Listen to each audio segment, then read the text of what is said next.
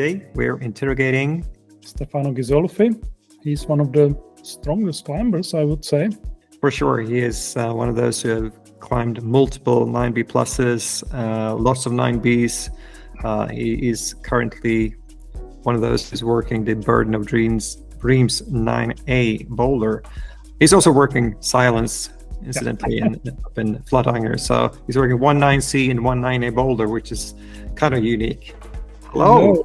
Hi, hello. Stefano, you're supposed to be Italian, and you're the first guest who arrives on time. Oh, really? I'm so sorry. So bye, I come later. Good to see you. How are you? Yeah, I'm good. Yeah, but actually, it was 7 o'clock, supposedly. Yeah. I'm True, 1 hour late. Let's say it's 1 hour late if it feels better. Yeah. That's perfect. Yeah. So, all good with you? You had a good training session now, or? Yeah. I train at home in my garage, so I had more time to train. Thank you for delaying the session. No problem at all. Vladik is always late, so it's, Okay. and he's a Swiss guy, right? So did you train at home, you said? Yeah, I train at home because right now in Arco there are not many climbing gyms. Actually, there will be a good one in the Rockmaster wall next year. Okay, new one. Yeah, new one. They're like making it bigger and better. Okay. Cool. Is it like just beside it, or is it some gym they're building, or? Yeah, they're like the main wall will remain the same, and like behind it there will be like a building with the inside routes. And have you ever been to the bouldering wall, like to the Rockmaster? Yeah. They dismounted it, and they are building like from new that part. Cool. It will be as big as Brixen, the bouldering World Cup in Brixen. All right. So just serious thing. But so is this actually something you have felt before, that you have been lacking good training facilities? Actually, yes. In Arco, like last year and the year before, it was possible to train in the Rockmaster wall. It was quite good. But I'm quite close to Innsbruck, so I just drive there. It's 2 hours and a half. And with the van we can stay there for 1 week or 2 weeks. Is right. Very easy. Do you do that very often? Yeah, I used to last year. This year I travel more. I went to Finland and then Norway. I think we stayed almost 3 or 4 months in total. So yeah, basically I climb more on rear rock this year. Right. Now that's the thing we'll come to later, of course. Your competition and not competing and all that. I mean, you've done a lot of Q&As. You do a lot of Q&As on in your social media, your YouTube channel, and so on. And to avoid doing this mistake, so which is the most common question you get? I don't know. Like usually when I have an interview, the most common question is how did I start climbing? Why not take it from one of the questions from Instagram then? When did you start climbing, and how was your progress for the first years? Okay, I started when I was 11, and I actually, before the climbing, I was mountain biking. I started when I was 6 years old. And then when I was 11, I tried climbing for the first time after a biking competition. And since the beginning, I was already feeling good. I felt that it was like probably my calling, and I stopped biking almost immediately. And my father was not super happy at the beginning because he is like mountain bike teacher, so he was my teacher. And but then he realized that climbing was my thing. And from the very beginning I started with the competition, like 1 month after started climbing. Actually, it was like a promotional competition, and I didn't have time to buy climbing shoes, so I just started with the like regular shoes, sneakers, and that was it was like weird because on the slab I like had some problem, but like on the overhanging I was already strong. I don't know why, and so I ended up second in the first competition in like it was in my local gym, and so there I understood, okay, this is something that I want to do because I am feeling good. I know I can be good, and I enjoy it. So then I started competing like in Italian competition, youth competition, and then a European competition, and then after a few years the World Cup. You said in previous interviews, listen to the one you did with Lattice today, that you were super strong. You mentioned it now as well. Like you were super strong, like, well, maybe not super strong, but you're really strong upper body from the beginning. Was this something you had noticed before, like compared to your peers, that you were stronger, or? Actually, yes. When I was like very very young, like even like 6 to 8 years old, maybe even younger, when I was playing at the park with my friends like this, I was like always hanging on the like some poles or some like games that are supposed to be climbed, and I was really good at that. So maybe that time I realized that I was good in this thing, but I didn't know actually that it was a sport. Like climbing was a sport. I was focused on mountain bike at the time, which is like the opposite, like lower body strength. For sure, yeah. And I was not good at all. Cool. Yeah, I know that you then went on to.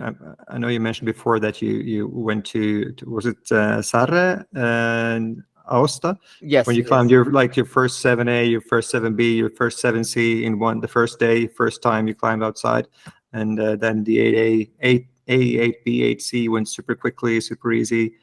And it wasn't until after that did you noticed, well, you had to struggle a little bit, right? Yeah, I maybe the first struggle on rock was my first 9A, which was like again, yeah, because like the other grades, I mean, I was already training a lot in the gym, and I was already competing in the European Youth Cup. So I was not a professional climber already, but almost. I was like a strong kid in the gym. So, but I didn't have time to try to climb on real rock because my parents are not climbers. So I was going like just with my friends in the gym, and then some of my friends like took me to Sarre for the first time, and from that moment I realized, okay, maybe I can be like, I can have fun even in this place on real rock, not only in competition and not only in the gym.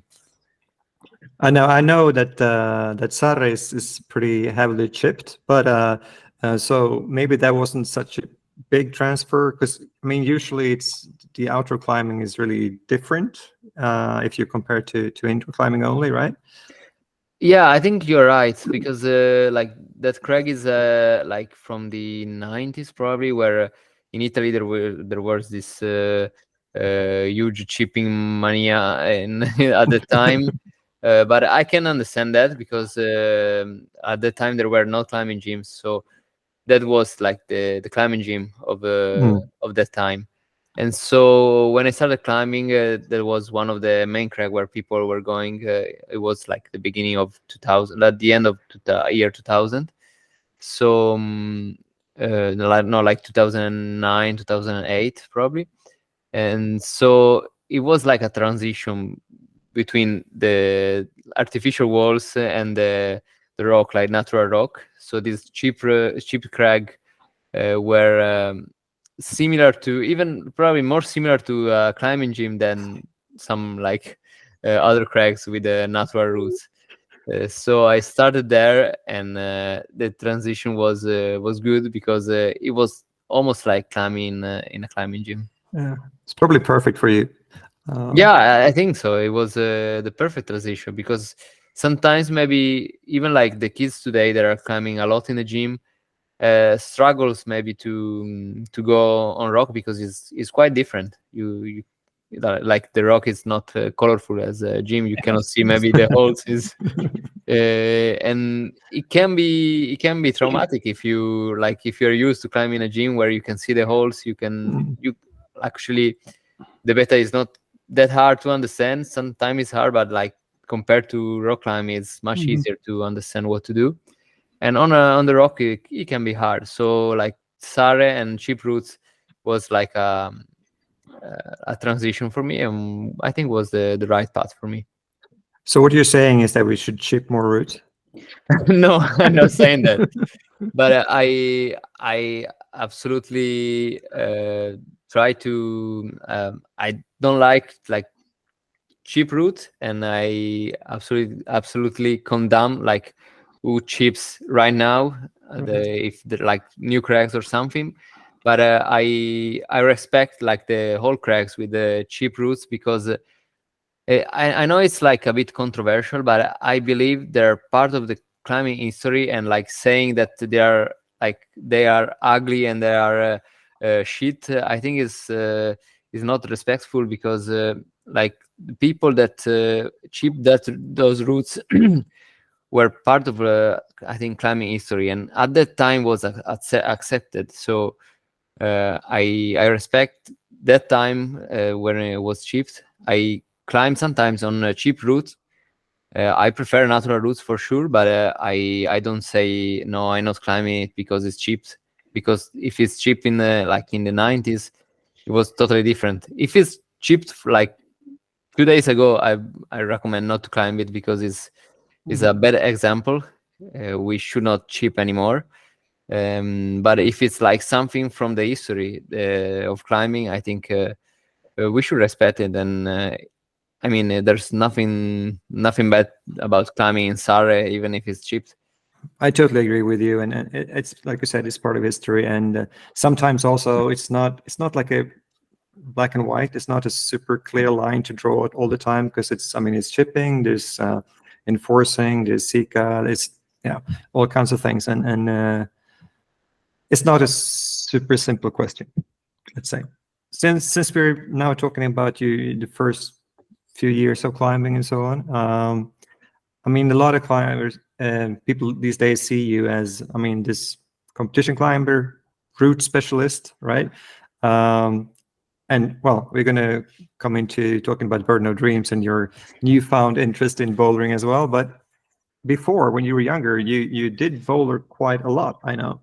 You climbed 8B plus when you were 18 years old, and you won the Melo Blocco for 4 years in straight race or something.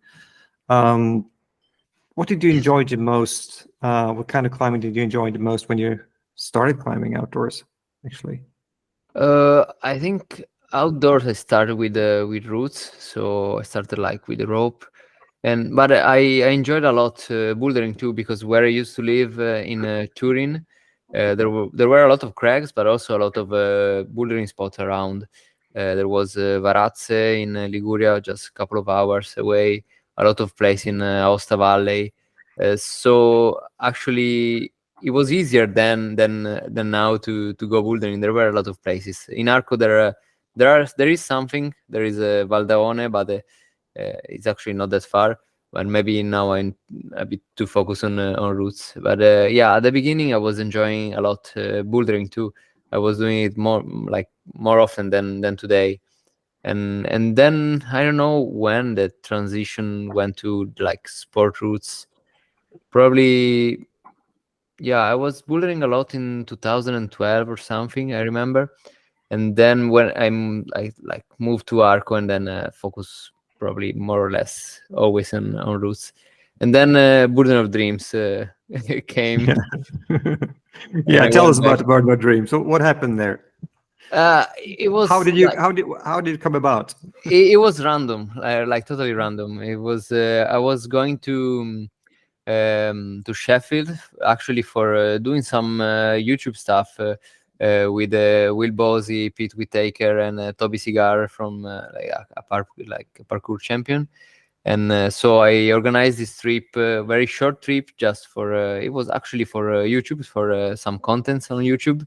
It was 5 days, so it was 2 climbing days, 1 rest day, and 2 climbing days. Fully focused on funny YouTube stuff. I was enjoying it a lot. And on the 3rd day, Will Bosey came. It was supposed to be in Arco trying Excalibur, but it was raining a lot. So he stayed in the UK, and I asked him to join him in a session on the replica of Burden of Dreams. So he started everything with the replica, and it was like a game. It was just, okay, let's try it. He was already trying, training on it, seriously training on it. And I was just curious to see, okay, let's try it. It's not something that I never do probably, but it would be fun to try. So I joined him on a session, and actually it went surprisingly good. I did 3 out of 5 moves in just a couple of hours, and so I was seriously thinking, okay, maybe I should go to Finland to try Burden of Dreams. And so before that, I went to my friend house. My friend Jim Elias Yanyema is in the south of Italy, in Abruzzo, like in the center of Italy, to try again another replica. Are the same molds, but I thought about spending a bit more time on the replica to see if it was actually worth it to try the real thing. And then I did the last move, but I never did the first move. But I thought it was worth it to go anyway to Finland. So I booked this trip to Finland of 5 climbing days, so even not a lot. And I did a lot of progression then on the real thing. I did the first move, and I did from the second move to the top. And so it actually became a serious project. And I didn't expect that. What was the difference between the replica and the real thing? The holds are the same, basically. The grip is a bit different. On the real Burden of Dreams, they're a bit sharper. So some of them are better to hold. But actually, it depends also more on the condition, because some days the grip were much better, and some days the grip was much worse than the replica. But the moves are basically the same. I think it's one of the few boulders that are possible to replicate this, because it's on a steep wall, like a gym wall, with a few holes, and it's quite easy to imagine that it's possible to replicate in a gym. And yeah, for sure it was a lot helpful to train on a replica like Will did. And I think without the replica, even Will could have taken more time and maybe more trips to do it. With the replica, it was very helpful. And I think even for me, the replica helped me to train. But actually, the replica is the reason why I went to Finland at the end. So I think it was totally worth it. So you said you've done the first move. You're done from move number 2 to the top. Yeah. So that's pretty close. Do you feel close on it? Yeah, I think I felt quite close, but then it's hard to understand. I don't have much experience on bouldering. If it was a route, I probably knew how many days I could need to send it. I have more experience on route, and I know when I'm close, when I'm super close, or when I'm actually okay, maybe this is the day, or today or tomorrow, or this week. On this boulder, I feel close. I feel I can do it, but at the same time, I could be really far. I don't know. I know it is possible, but I think I need a bit more power for doing the first move more consistently, because my struggle was the first move. I could do it 7 or 8 times in total, so not very much, because then I did another trip and I did it just a few times. If I could do the first move a bit more more often, then I think I can climb the whole boulder. So do you feel that you have to do everything perfect all the way to do it? No, I think there's some margin from some like small mistakes, because even like the first move, everyone take like the first hold with already 4 fingers. I cannot grab it immediately with 4 fingers. I can grab it with 3 and then adjust it. So it can be considered like a mistake, this, because I need like to do half move more than the others. But I did once on my best go, I could take with 3 fingers and like adjust it and move the feet and almost match it.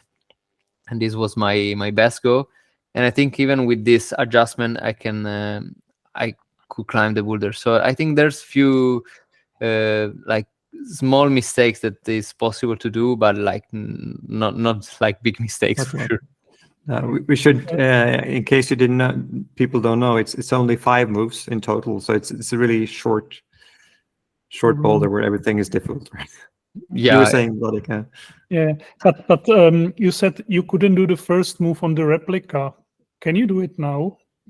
On the replica move, or? I don't know actually, because after my last trip to Burden of Dreams, I focus on silence. So I have the replica in my garage, but it's like, I don't know why it's harder, even if the angle is 35 degrees, so it's less.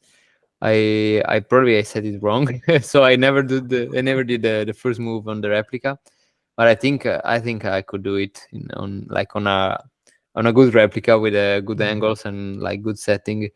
I could do it. I use a bit this replica that I have in my garage for training before the second trip, and I set it with some like additional holds, easier to try the first move with different position and different fit also. Do you have plans for a new trip? Like not now, not this year, not this season. I think right now could be like too cold to go, but I know there are some climbers there. Elias is there, and Aidan Roberts is there, and I think Yannick Floe just joined them. But for me, I think I will need to spend few more time on training to go there and be ready to send. Right now, I'm not. I think this time of year you need to be really lucky to find good conditions. I mean, it could be good, but it could also be like wet all the time. Yeah, I think they're struggling a bit with the condition. Yeah. I think Simon Lorenzi is going there as well. I think so. Yeah. He told me he was going because I saw him training on a replica, and I met him in Popper in September. He told me that he was going to be there in November, but it also depends on condition, because it could be like really frustrating to try that boulder. Yeah, it's not the best place to hang out if you can't climb, right? Yeah, actually, it's not that bad actually, because Helsinki is like 1 hour away. Yeah. So. True. And there's a replica there, so you can going to Finland to train on the replica would be fun. Send it a replica in Finland, but not the original. That would be even more frustrating. Yeah, but like none of the replicas have been done, right? Yeah, I think Will didn't climb the replica in I don't Sheffield, think so either. No. I think nobody climbed the first first replica sent is still out there. Yeah, crazy that like the first 9A boulder in the world has now like two ascent, but there are more replicas, but nobody climbed the replica yet. A related question from Instagram: what is the hardest single move you have done?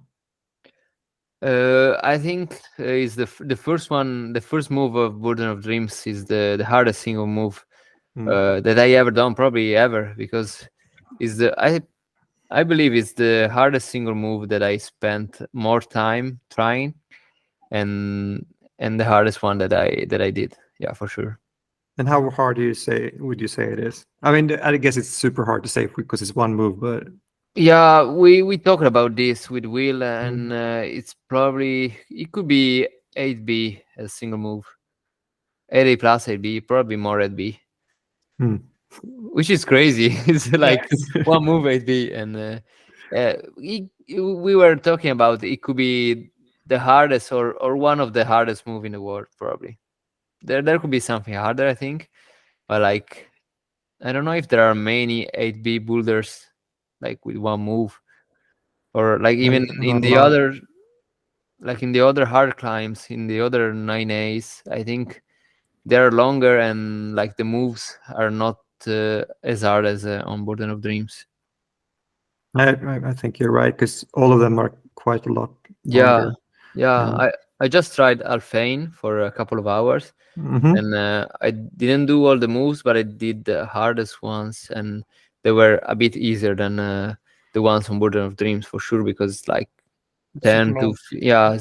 The hardest part is not super long, is 10 moves, but still like doubles moves are Yeah. Twice as like fast, yeah. twice as much as Burden of Dreams. Yeah, for sure. Since we're on the topic of difficulty, I know that, because now we're moving on to Silence, which is your other project, which is super funny because it's quite different. About Silence, everybody knows you have a different sequence for the major crux compared to Adam, and I know that Adam said that this first crux is like an 8C boulder, he said. But he figured the method you're using, that's harder, right? For him, at Yeah, least. How would you? What would you say about this? yeah.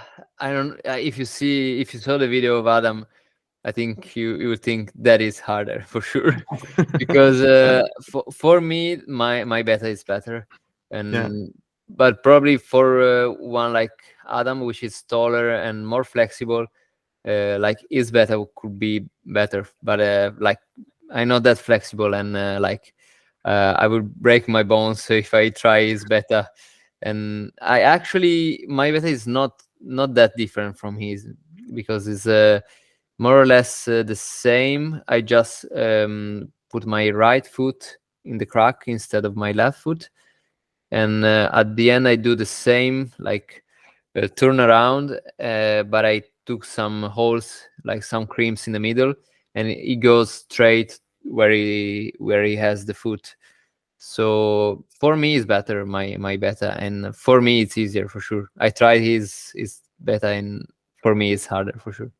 So you don't think that it's more a matter of that he got stuck with his beta and he thought that was the way to do it, and he did he even try your method?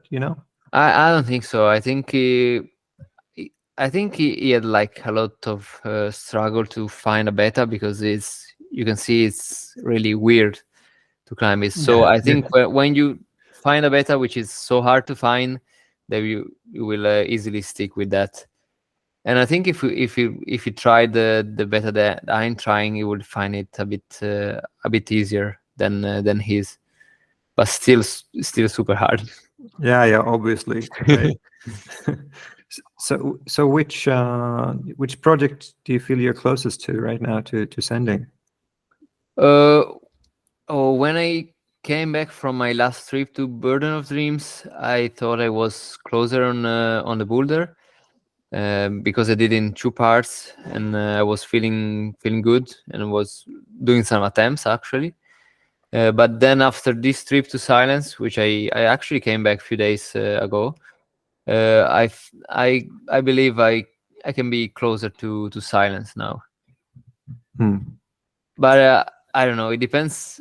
I believe next year I could climb one of them, but I don't know which one of them. We'll see. So do you think that if you pass the first crux on Silence, is it done then? Are you certain you'll come to the top if you? No, it's not 100% sure. There's still a good knee bar, but then like the second crux is totally possible to fall. I don't think I will be pumped, because that's what I talk with Adam, because like coming from the first crux, you cannot be pumped, because if you are pumped, you probably already fell before. Yeah. So you need to be like super fresh before the cracks, and like the cracks itself is not like pumpy, it's hard like a boulder. So I think if I climb the first cracks coming from the ground, there will be a high possibility to climb the second two, but it's still like the second one is probably 8A plus boulder, so it's like it's possible to fall on a 8A boulder, even if, like, It's happened. yeah, even from the ground, if it were just that, it is possible to fall. Coming from like an 8C boulder on on like and before like an AB plus route, it's like totally possible to fall. But Adam never fell in the second cracks after climbing the first one. So like hopefully I won't fall too. How is it switching like your mind between climbing like super hard long route and super hard short boulder problem? Is it like difficult for you? Yeah, it's a good question. I actually is on silence is it was not that difficult because the silence is a long route, but on my last trip I focus mainly on the cracks. Okay. So it's like 10 moves. It's not much longer than a boulder problem. So it's I guess it's switching because I use the rope, and it's a bit different. But then like the max strength, max power that I needed for Burden of Dreams, then I totally take advantage of that and try to use it on silence, even if the style is a bit different. Burden of Dreams is more like finger strength and tension, and silence is more about compression at the beginning and core and yeah, also tension of the body, but in a different way. So the style is different, but like the number of the moves are it's not that different. It's not like compared to DNA or Project Big, which are like endurance is like a huge component in that. Silence is it will be about endurance when I will start doing some attempts from the ground. But right now that I focus on the main cracks, is more like bouldering on a rope. Yeah. So at this time when you're up there, you don't really climb a lot. You don't climb the start at all, or you just doomer up to the. Yeah, Yeah. I didn't climb the start this year because it's like an 8B start until a place where there's like a good knee bar. So I don't think I need to climb that part anymore.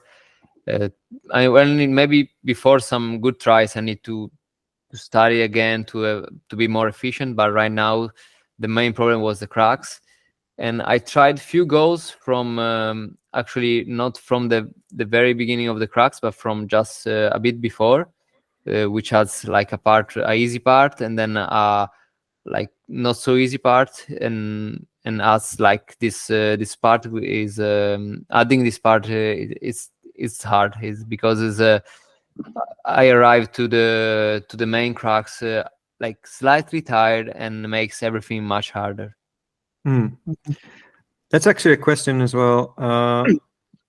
That does it feel different every try? Does it every try feel different on silence than the other, and why? If it does, like, I mean, the positions you get into, the holds, does it feel different? All the same? Yeah, it feels a bit different because there I think I need to do everything perfect. There is less margin of mistakes in on silence, especially coming from the ground, because if I try just the cracks alone, there's some possibility to do some mistakes. And actually the very first time I climbed the whole cracks, I did a huge mistake because my foot slipped, and then I could put it again in the crack. But I think these kind of mistakes cannot happen when coming from the ground. Like even a small mistakes, and I will be like hanging on the rope. Actually, now, when you started working silence was the only 9C, right? Yeah. And now you have Project well, it's called BIG now, and DNA. Can you sort of wish that they existed before? So I guess maybe one of them suits you better or something. Yeah, this is what I thought this year. I kind of stuck now in silence and I cannot change project. But for sure, I would have tried probably Project Big or even DNA. I think they suit me better than silence. I think like silence is like it was like made for Adam. It's like his style weird and with this fit first move and it's like at the beginning it was I was struggling a lot to find like the perfect body position and everything in on some routes like BIG or DNA. Oh, they're actually both acronym. I didn't realize. On these routes, I think my style is suits better because I have like endurance and I like long routes like bibliography. And silence is kind of weird and probably not my style. But right now it's like in a moment that I cannot like give up silence to try. Maybe I can try like 1 or 2 tries to see how they are. But I could try when Jacob was trying it, but then I was like progressing. There was a moment where I was progressing a lot on the cracks of silence that I wanted to just try that. And in the last trip, I was focusing a lot on the cracks, and I wanted to try Project Big, but then I said, okay, I don't have like many days. I want to focus 100% on what I'm doing, and at the end, it was worth it because at the end of the trip, I could climb the whole cracks of silence for 3 times. So I was like my progression were a lot faster than expected. So if we see that silence is a route that doesn't suit your style, whereas bibliography was a route that did suit your style, and you felt it wasn't 9C, and that's sort of improved because it had more repeats. But then you said this was not 9C, this is 9B plus. In the same way, would you say that when you said, when you said silence, do you think you'll say, no, I think this is 9C plus? For me. I don't know. I think it's harder to imagine what a 9C plus could be. I should try first maybe the other 9C proposal, but I believe that silence is a solid 9C, and because Adam when he like decided to give 9C to silence, he had to be 100% sure that it was like something that it was a proper 9C. So it could be even like a hard 9C. I don't know because I haven't tried like the other 9Cs, but like compared to the 9B pluses that I did, it is much harder.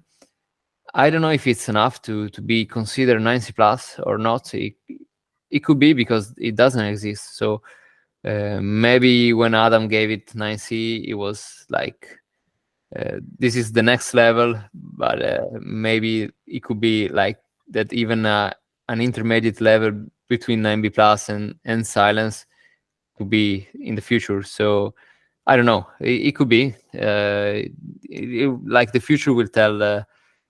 Maybe if it doesn't get a repetition in 20 years and the other get repeated, it could mean that it could even be the first 9C plus of the world.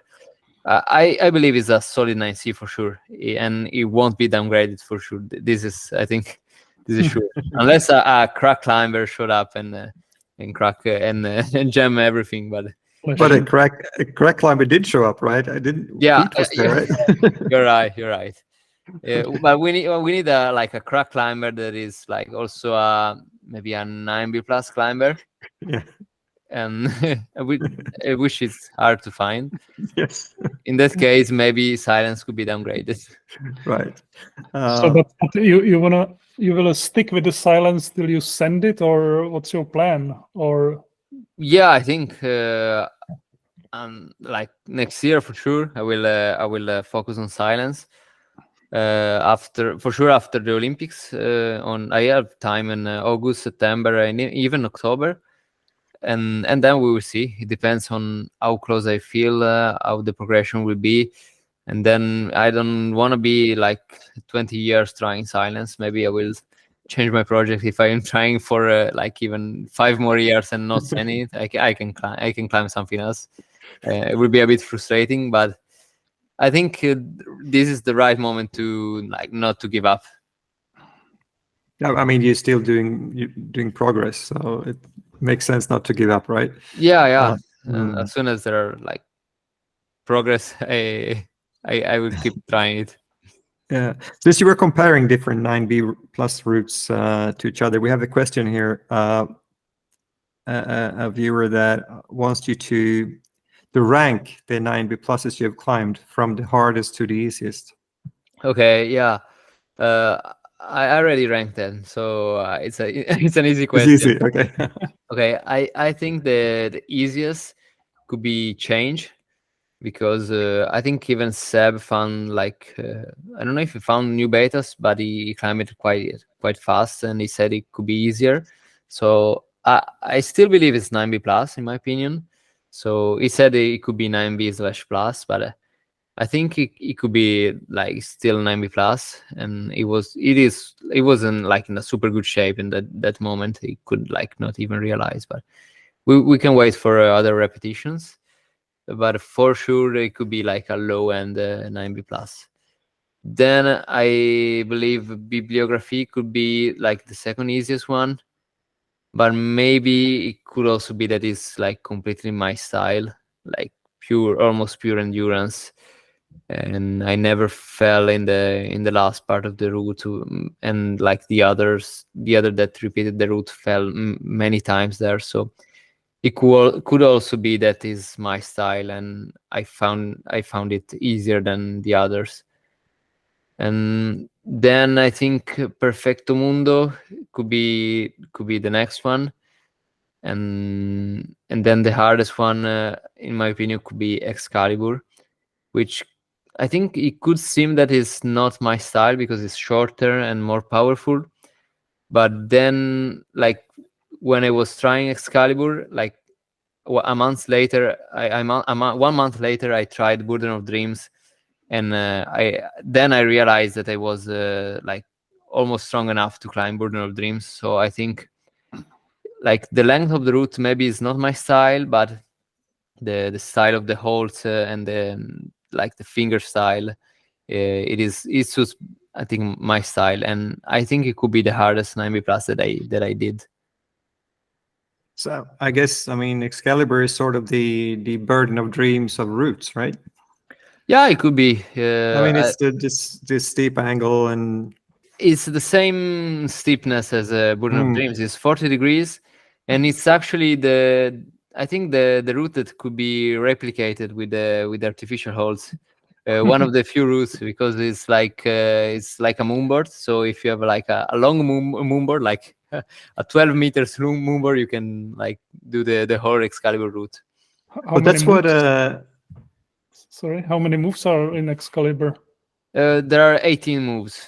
Okay. It's like 9 moves in the first part. Then there is like 2 holes that are like slightly better, where I rest, and then 9 moves to the jug, to the top jug. I think, didn't Will set the crux on the same board as Burden of Dreams? Yeah, I actually said that. You said it, okay. Yeah, I said it in those days where I was in Sheffield, and I said it with Peter Whittaker. We were like doing a collaboration with YouTube when I went to the cellar to try Crack Climber, and then he came there to try the replica of Excalibur. And so I said it, and then Will took a picture of it and said it again when he was trying to train for Excalibur. But it was way too wet and rainy, like last week, right? Yeah. Will was here. I went with him one day, and one day was completely wet. He couldn't even climb. He just like rappelled down to touch the holes, but they were completely wet. Another day it was like wet just the upper part, so he could try the first part until just before the last cracks. But then like in Arco rained as it never rained before, and so everything is completely wet and it's actually hard to climb right now. And this is also the reason why we stopped in Frankenjura coming back from Norway. Yeah. It was again almost totally random, because we wanted to come home because we were tired of traveling, but then like the forecast was like rain, so I say, okay, we stop in Frankenjura. Well, it was a good stop. You did Action Direct, so that was good. Yeah, it was very good. I'm very happy. I actually tried it 6 years ago for the first time, and it's something that I always dream about to do. I was very close like 6 years ago, but then I never came back. And this year was the right moment, because we had time to. The conditions were super good actually, and just like for we stayed there a few days, and it was magical. Like this place, that route, and the history of this place, it was just amazing. It was something that I always wanted to do, and like on a career of a professional climber, I think Action Direct is something that I have to do. It's a benchmark. Yeah, it's a benchmark. Yeah, I always wanted to climb it, and the next one I want to climb is Hubble. Like the next historical route that I want to climb would be Hubble, and but I think it would be even harder to find good condition there. Yeah. Have you tried it? Yeah, I already tried it. I was there in 2014, so almost 10 years ago. But it was more bouldering at the time. It was the moment where I was more a boulderer, and so I went there to climb in the Peak District. And one day with Gabri Moroni, we tried Hubble. I think it was not completely dry. There was some part that were wet, but I struggle a lot to do the moves, and so I think I will. I want to go back and try that again. Yeah, it's more a boulder than a route, right? Yeah, it's like 7 moves, it's super intense. With not even clipping, you're like starting with pre-clipped quick throws, because it's like so hard that you cannot even clip. And but I think I can be strong on that move, because there are like moves on underclings with creams, and I like that style. And I think if I train for Burden of Dreams, then I can climb Hubble too. I mean, it should be a bit easier, Hubble. Yeah, it should be. That's like 8B boulder or something.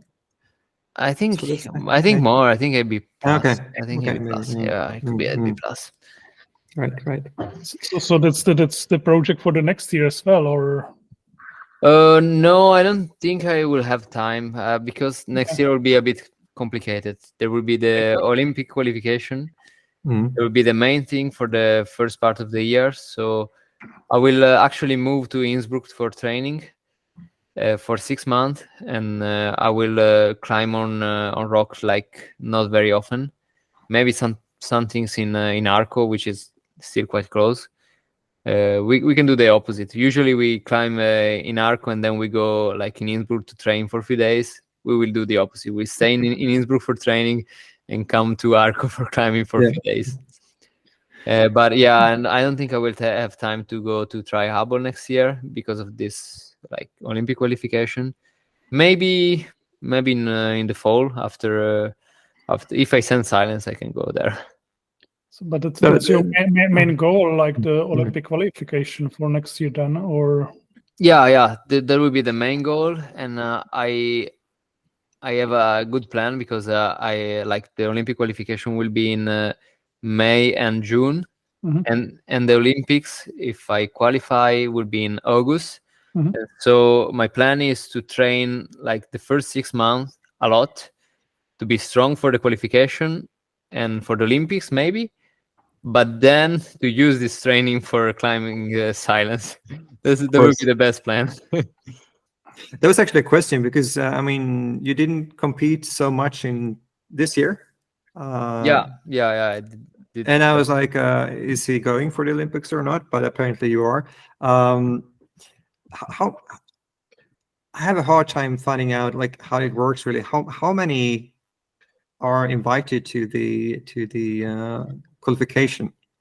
Okay, yeah. So I did a few competitions this year because it was important to qualify for the Olympic qualifying series that will take place next year, and there will be 48 male and 48 female that can take part in this Olympic qualified series.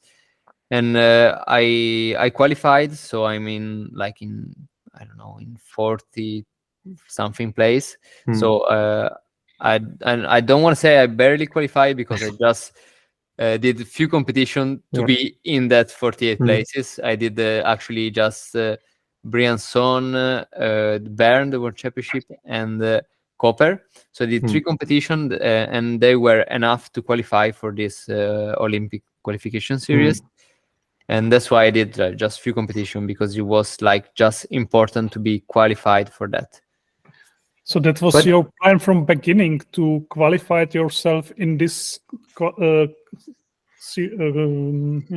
qualification series. You didn't want to qualify it in the European or in Bern or. Yes. What like the plan was from the beginning, because it is quite different from the qualification for Tokyo. Because in Tokyo, like the main qualification was at the World Championship, and then the other like qualification were a bit harder.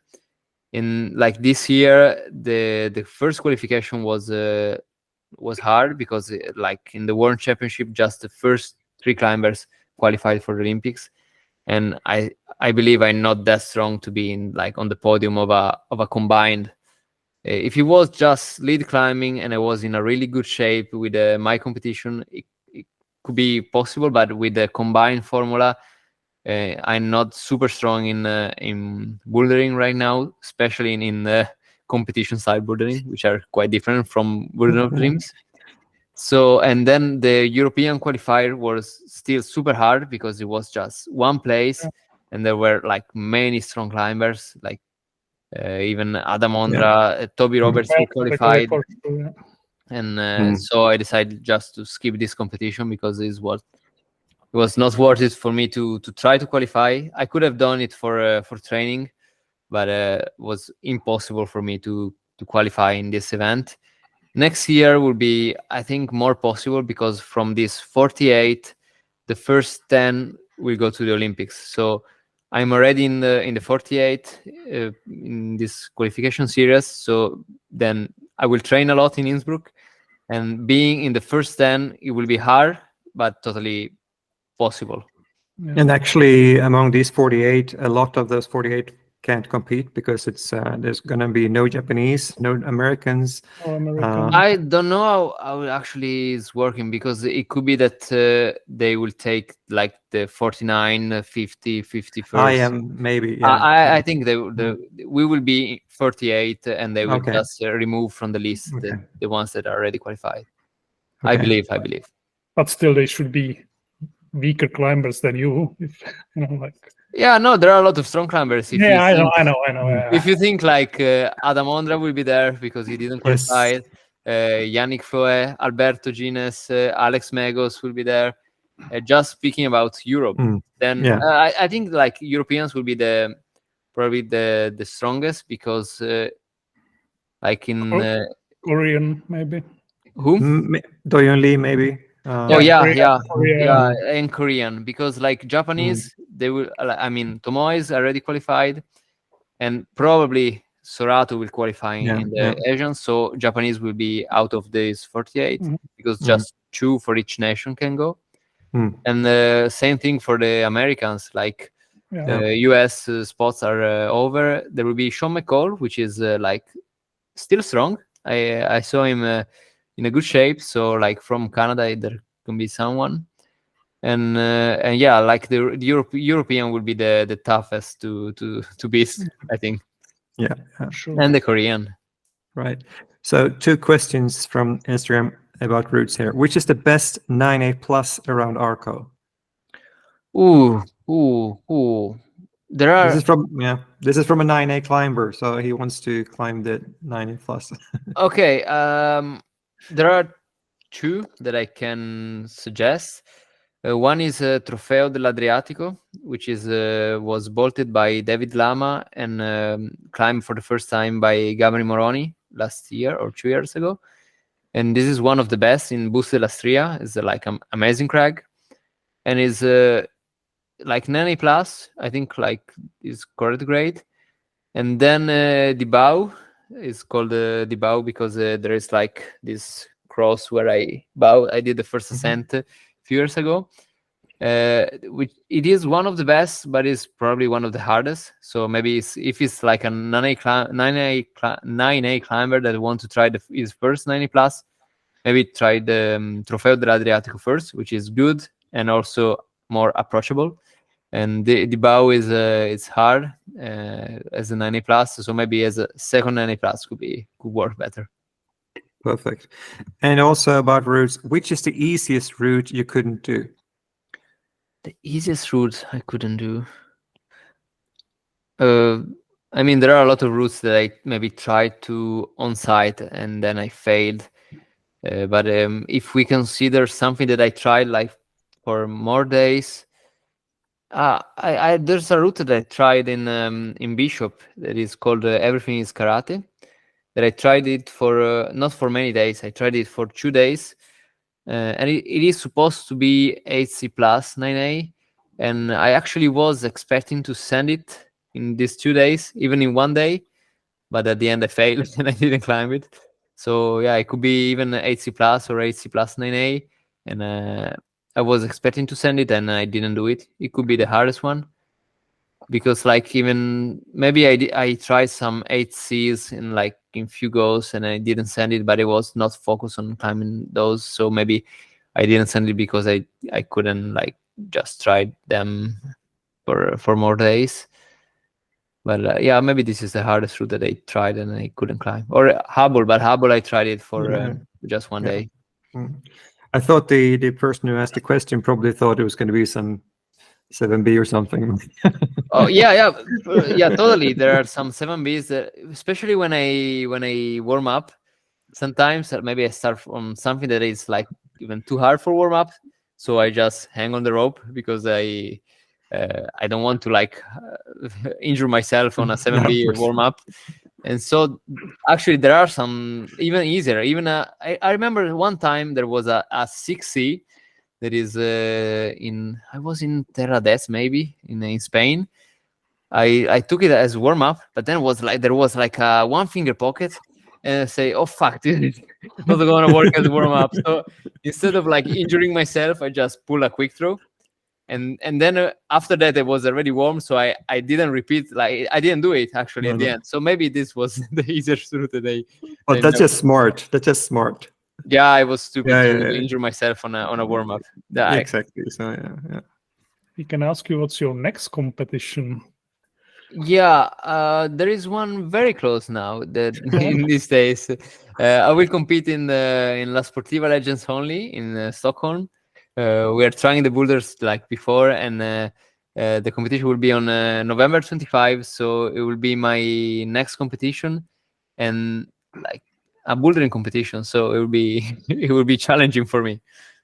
Yeah, but it's also old school boulder. It's okay, hard. I like it a lot, and I think people will like a lot this all-style competition because I kind of miss that like feeling of watching someone struggling on like a hard boulder. Like in World Cup competition, some of them could be hard, but like most of the time there are like many jumps and modern style that you can see like someone like flying without even struggling, and someone like falling without like doing some like fatigue or even being tired. So I think if I would be in spectators, I would like enjoying a lot seeing someone like pulling on creams as hard as we can. So I think I would watch the competition if I wasn't competing. Yeah, I mean, I talked to, of course, our chief route setter, Robert Trondin, and he said that you will definitely have to fight, he says. But what kind of problems do you hope for? What would be good for you? For me, I should. I don't know if I should careful tell what you. you say now. If you try maybe to make it harder for me, it would be. No worries. I have no say. I like to find some like creams, even some in-cut creams, not very small, but on a really overhanging wall. Some like big moves on good creams, like very physical moves. I like that style. Right. I think you will get what you like. But what would be the nightmare? The nightmare for sure, like a slab on volumes. Slab, even a slab on, like every slab is a nightmare for me. But you can wear proper climbing shoes this time, not only sneakers like the first. Yeah, I will wear proper climbing shoes, but I think like the result will be the same. Okay. Do you actually do you wear different models of climbing shoes on competitions depending on the problem? I tried on like on lead climbing. I always wear the Solution Comp, women's Solution Comp, because like they're a bit softer. Mhm. On bouldering, I'm not super expert, and I feel always kind of dumb bringing like a lot of shoes in the bag, and then I never climb. I never change them. Yeah, I always bring them because I saw like the pro boulders that they change the shoes when they try something different, but then I never have the chance to change the shoes, and I actually have to try. Maybe the first time will be in Stockholm. Yeah, but I mean, at Legends, you will have plenty of time to change shoes as well between the attempts and everything, because it's no time; it's only attempts. So Yeah, I so like this. you can, yeah, and you will have time to test what shoe is the best one on the work session day. So Oh yeah. So I will bring a lot of climbing shoes. bring all of them. Yeah. Yeah, I bring all of them. So I have another question here from Instagram. How do you deal like mentally with, like if you're on the bouldering or lead competition and it doesn't go very well, so how you deal with it? So the fact that I have different projects during the year, I think this helps me a lot focusing on the next project. If I fail on a competition, like this year, the competition that I took part were not super good for me. Mhm. But then I knew that I had like a lot of other projects like Silence or even Action Direct when I was thinking about it. And so when I like do a competition and I like just do some mistakes and it goes bad, then I think, okay, I will have other projects. I have something else. I not just competing. I mean, I can be better in the next competition, but even if I'm not competing good this year, I didn't do like any good competition, but I enjoy a lot climbing outside. And I know when I'm like doing bad competition, I have other projects, and this helps my mind a lot to keep training. And because sometimes like training for just for competition, it's hard because competition can go bad even if you're like in a really good shapes. So having some projects on real rock helps me because I know I can be strong. Maybe I can fail in some competition, but if I go on a project, I can be really good because I'm in a good shape that I train for the competition. But next year would be like kind of different because then you have to qualify yourself for the Olympics, and that's kind of important, I guess, for you. Yes, but at the same time, as I told before, like I will use this training for the Olympics on Silence and maybe on Burden of Dreams. So for sure, like the goal will be the Olympics. If I qualify, I will be super happy. And if it happens that I don't qualify, I will have even more time to go on the rock. So I will be happy anyway. I mean, I like to climb, and if I can use this training for something else, I will be totally psyched to try. Even have more time to try even harder projects. So that's good. So you don't feel more pressure because of this. So always you can use your training for something else, which helps you actually. Yeah. I feel a lot less pressure when I have more projects like this and more possibilities. If it was like just the Olympics, I would feel like a lot of pressure. But the fact that it's like Olympics, and then after that, if I don't qualify, I can like focus 100% on silence or even some other projects. Then the pressure would like lower a bit. For sure, there will be a lot of pressure during the competition because I trained a lot for like that moment. But then if I don't qualify, it won't be a problem. I for sure, like in the few days, I will be sad, but after that, I will just take my van and go and try silence. So is the pressure only from yourself, or is it from a federation as well? There is some pressure on from the federation, but I like there is like even more pressure on Philip Schenk and other climbers. So Okay. Yeah. since I didn't compete really well this year and the last year, there is less pressure on me, and which is actually good.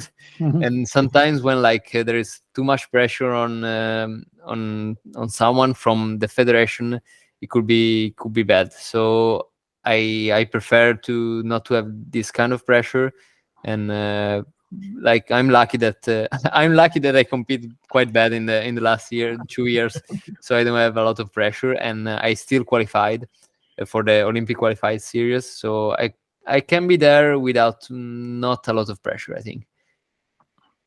Also, What's your plan after, actually? Like 24, then comes the season 25. Do you want still compete, or do you want to focus more on rock climbing? I think after this season, I will focus more on rock climbing again, like in 2025 and 26 for sure.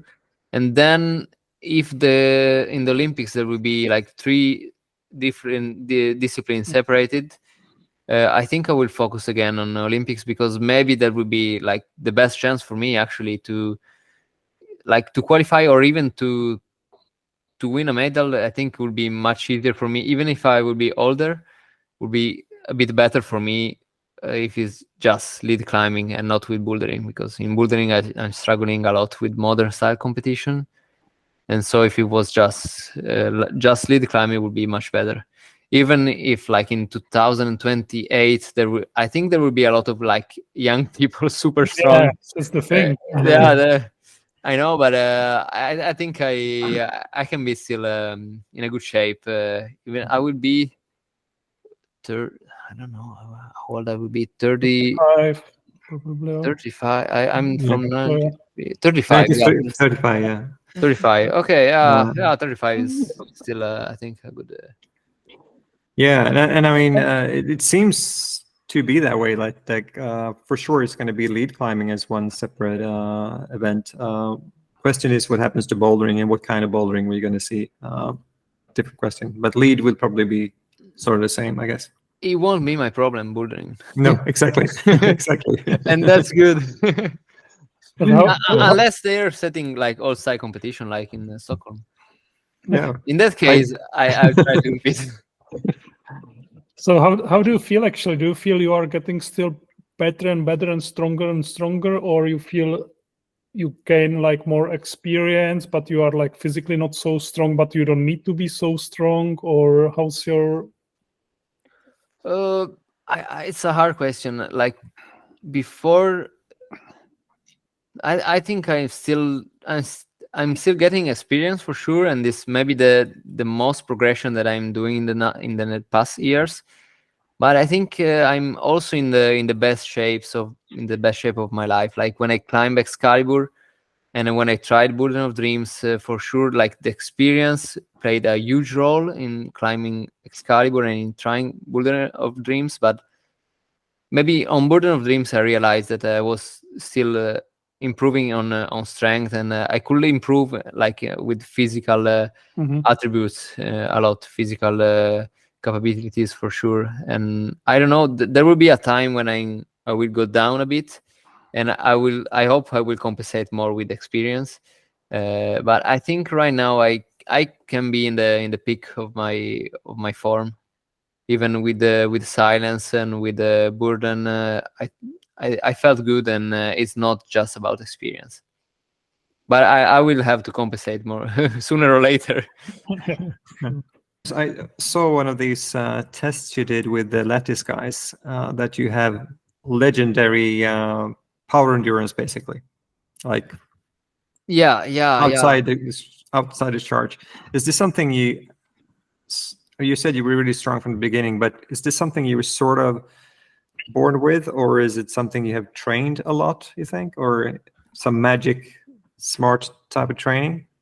I don't know. I think it's something that is I was born with. Like my main strength is like endurance, because I actually train endurance as much as I train like power, and I don't do like more endurance than max power. So I think the endurance that I have is like it's something that is not really inside me. I don't know why. I don't I don't know why, but it's like for everyone it's different. Like for one, like Sean Rabutu, it could be that he has like natural max power, and for this reason he's like more of a boulderer. And same thing for me. Maybe this endurance thing that I have is something natural, and this led me to climb more routes because I was like having like more fun, and even doing like maybe easy harder routes with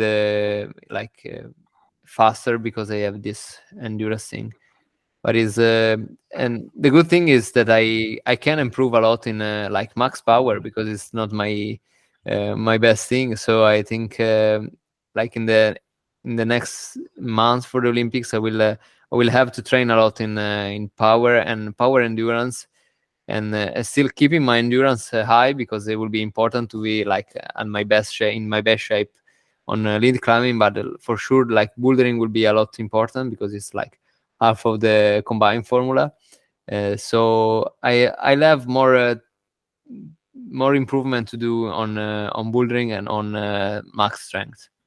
So what's the best way of training power and power endurance? I think just climbing on boulders is the best way to train. That's what I usually do. I don't do a lot of exercises outside of a climbing wall. So like my 90% of my training is on a climbing wall, trying to do different things. But I don't do a lot of hangboard. I don't do a lot of campus board. I mainly try to climb as much as possible. About the training, do you have like personal coach for it, or? Yes, I have a coach. He's called Roberto Bagnoli, and he lives in Florence. So we are kind of far. So we try to chat and call each other. And but in the last years, I use his help, but I try to be just more from my. I try to find something from myself, because I have more experience, and I kind of understood what I need in which moment of the year. So he's still giving me some advices, but I did like in the last part for silence for burden, I did half and half from him and from myself. Did your training change since you have been like, yeah, it's changed for sure, but do you have like still the same kind of trainings, the same style of training, or do you change it, do you try new things, or like you are open for new things, or you stick with those things which works for you? Yeah, I think it's important to change a lot even during the years, not to get stuck in like a training routine that at the beginning could work, but then after years and years of training with the same thing, like the progress and the improvement cannot be like much higher, I think. So every year I try to change something, try to add some exercise just a bit different. Like this year I train a lot more on power and power endurance, especially for like at the beginning of the year for Excalibur, but also for Burden at the beginning.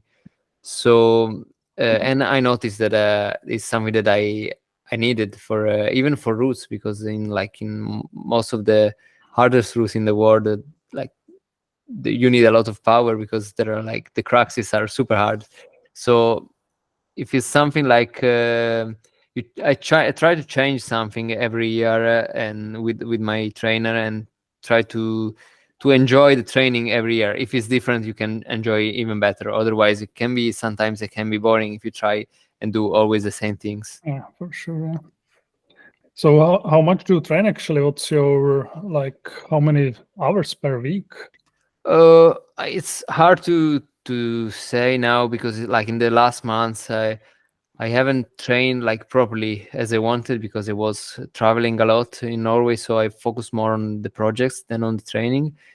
But usually when if there are some months or weeks that I train more or less 5 days a week. So with 2 rest days, so maybe I do 3 days in a row, then 1 rest day, then 2 days, then 1 rest day, more or less like this. Sometimes I do like multiple trainings in one day. So maybe in the morning I do some exercise. Sometimes at the beginning of the year I add some exercise outside of the climbing wall that I can do at home, like not like with weights or something like super hard, but something like with my body. And sometimes I do 2 sessions per day, and especially when I'm in Innsbruck, I train very, very good and train a lot there, and sometimes even too much when Innsbruck is dangerous, I think. And we always say that there's this something we call the Innsbruck effect. When you're there for like more than a week, then you start feeling like a ghost because you cannot even walk. You're like totally destroyed, and it's not, and then you need to go home at that time, and it's time to go home. You cannot even train. You cannot even walk. I can actually relate because every time we're in Innsbruck, Vladek, and we're there work for a week, we can't. Yeah, it's true. Well. It's true. But It's not from too much. It's not from too much climbing, though. It's definitely not. About the overtraining or too much training. What about the injuries? Did you have some serious injuries or something? No, I'm quite lucky. I was always quite lucky that right now I've kind of understood how to listen to my body. So as soon as I feel something wrong, that it can be wrong, I stop. But I didn't have like huge injuries at the beginning of the year. Actually, I was struggling a bit with a shoulder from probably from Excalibur, and so this was kind of the worst injury that I have in the last years. And like on the last days on Excalibur, I was like resting many days between the session on Excalibur just because of that.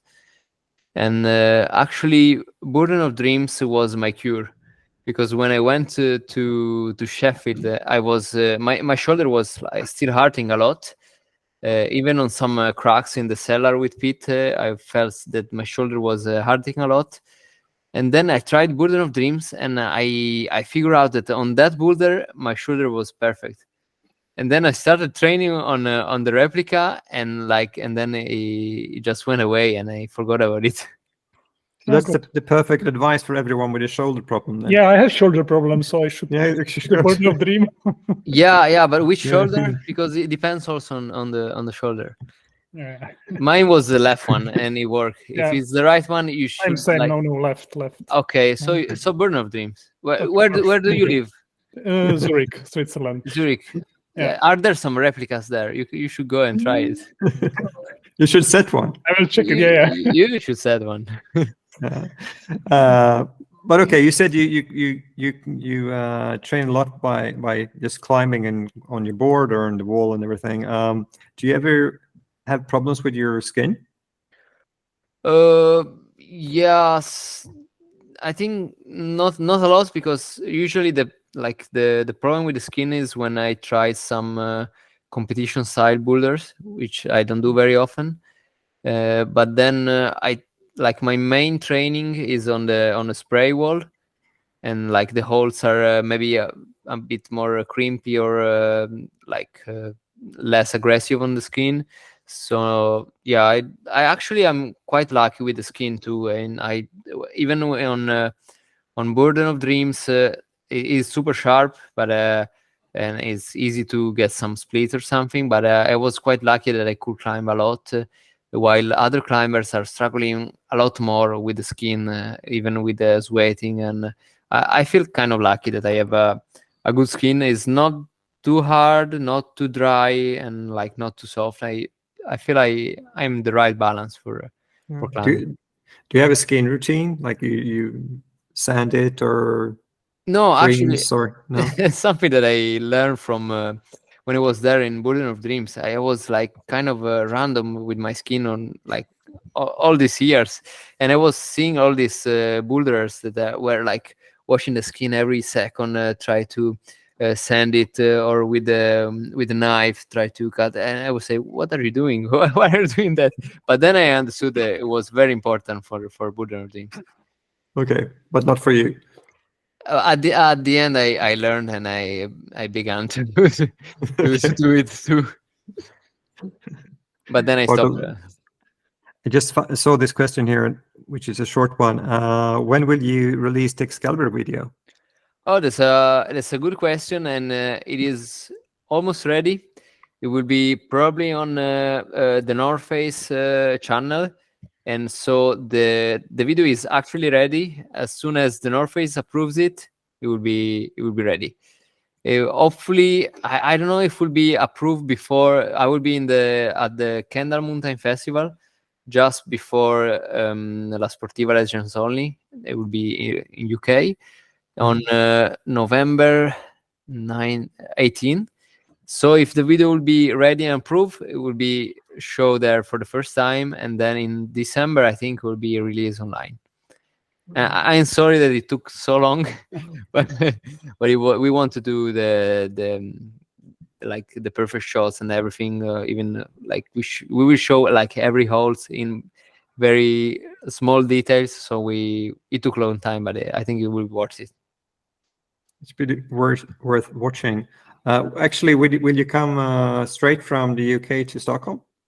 No, I will be 2 days in Italy, but not in my home. But I will be visiting my parents in Turin, so it will be like a visit to my parents because I don't see them very often because I live in Arco now and they live in Turin. So I had 2 days, and I'm flying back to Milan. They live in Turin, which is quite close. So we'll go there and then fly back to the airport to La Sportiva Legends only. I have another question. Do you have some favorite climbing destination?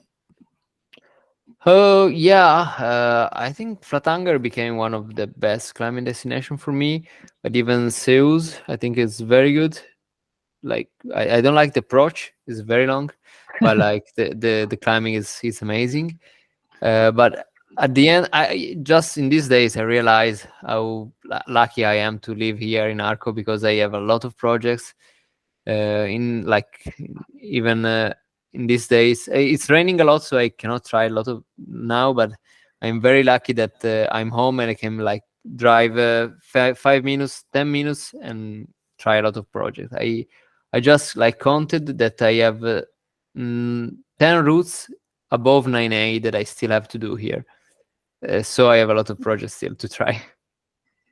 And the crag that's closed, is it Lachel? Oh yeah, it's like 10 routes, even not considering that crag that is closed. Yeah, it's still closed, and I don't know if there will be some possibility in the future to like talk with the owner, which is he was very close-minded, and she didn't want it climbers on because it's like his private ground, but it's like I think we can talk about it in the future, maybe like in a few years. I hope it will be open again, but this is like hard because it's like the owner is not a climber and she doesn't want responsibility because it could happen that if like someone injured while climbing. It already happened in Italy that someone sued like the owner of the place, and